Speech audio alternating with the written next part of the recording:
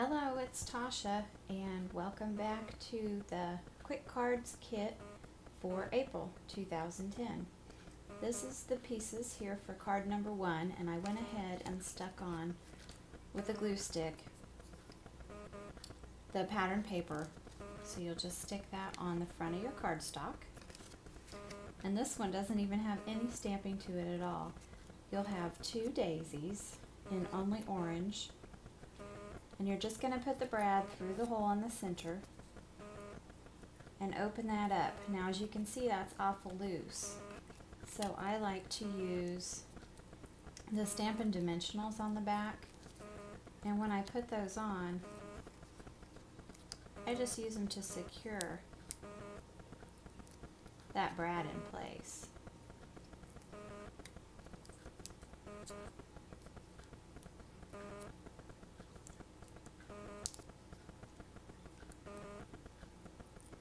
That's going to keep it tight. You can stick that on up high. Plus it pops it up just a little bit, gives the back of the brad room to sit under the flower. For your stems, when I use ribbon, I prefer to use the glue dots, but you can use whatever adhesive you like.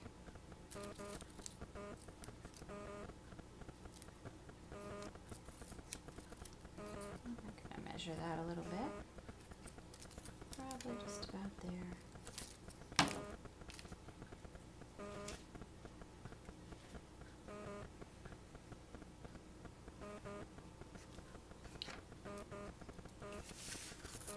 I'm going to trim that just with the pattern paper edge. Now, if you want to give it a couple of leaves, you can tie a knot on your stem and give it a couple of leaves.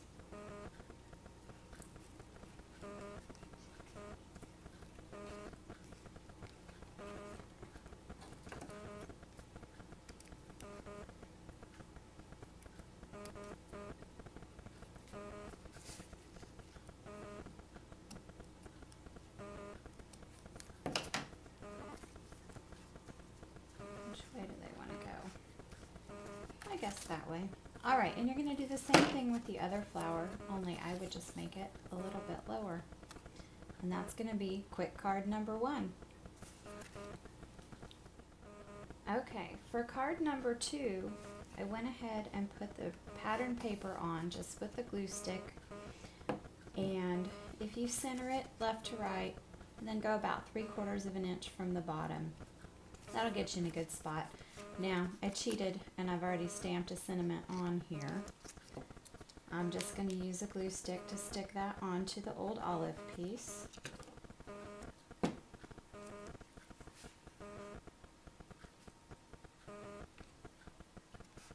That's ready to go. And again, I'll use the glue dots to put the ribbon on.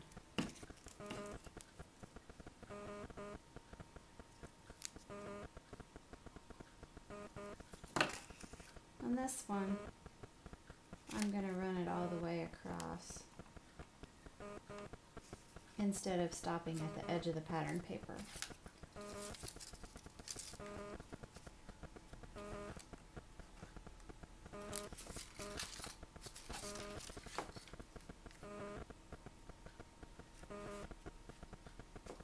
Stick one more in the middle.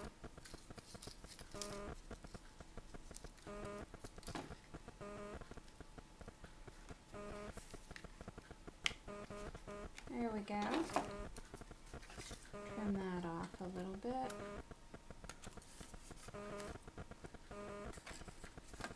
Can't do it that direction. Okay. And all you have to do then is pop on your sentiment, which I would also use the glue dots. It just makes it go quick. Sometimes when you're gluing over the ribbon, it's going to create a lump under your cardstock, and if you use the glue dot, it sets you up just a little bit, not as much as a dimensional, but just enough to clear that ribbon and not give you a lumpy look. There you go. Alright, on to card number 3. This one is probably the most involved of all, and it's still pretty quick. I went ahead and glued on the pattern paper. If you do that and leave about a 1/8 inch border around the two sides and the bottom, that's going to leave you a bigger gap at top. Then when you put it on the old olive cardstock, leave the 1/8 edge around the top and a bigger section at the bottom. And if you want to go ahead and stamp a sentiment down there, that would be great. You could use your Only Orange, or if you had a black pad, that would work as well. Now, there's not much of a trick, but I do like to use a poker when using these teeny little brads. Rather than using a hole punch, they stay a lot tighter if you just poke the little hole and then stick them through. I just think that works better. And these are just going on your tree. Another glue dot, or a dimensional would work. We can use a dimensional. But you have to get it on there just right. And make sure the little brad, I don't know if I'm doing that in the right spot, that your brad pieces aren't going to stick out the backs.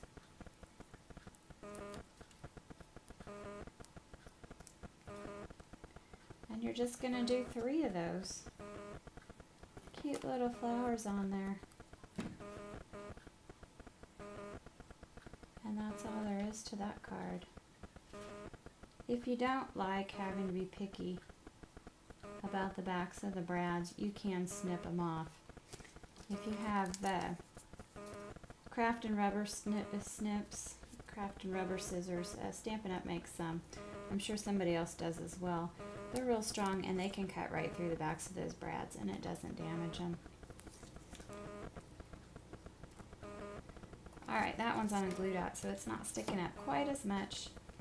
And then the last one I'm going to put on a dimensional as well, so that they're all a little bit different height.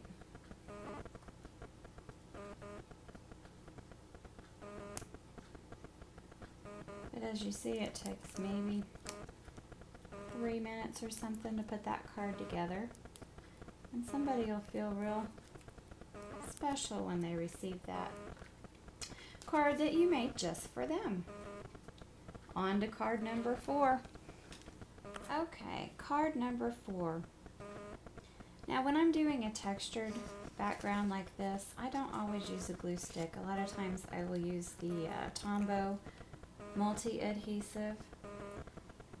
It's just really going to hold that on well, and I'm not going to have to worry once it's dry that it might peel off, because sometimes it's hard to get the glue stick on there.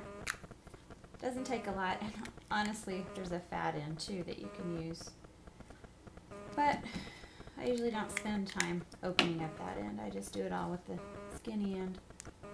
So you're gonna stick on the front, make sure it's stuck good. Then again, I've already put on a sentiment. And then for this one, the white was just a little bit plain, so I took a sponge like this one. It's just a round sponge that you can cut into 6 or 8 wedges, and dab it in the ink, brush it around. Just gives a nice look. That I will glue directly on. Again, I love that multi-adhesive. Put it down in the lower corner somewhere. And then a dimensional on your low round flower center. And to get the dimensionals off, if you give them a press in the middle, it pops up the edges and they're real easy to pick off. Set that on the flower. And then I'm going to pop that flower up as well.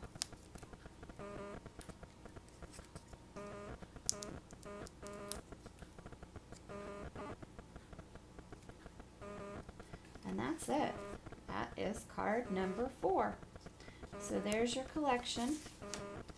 I hope that you enjoy the cards this month. And thanks for stopping by. I'm Tasha, the Stamping Lady.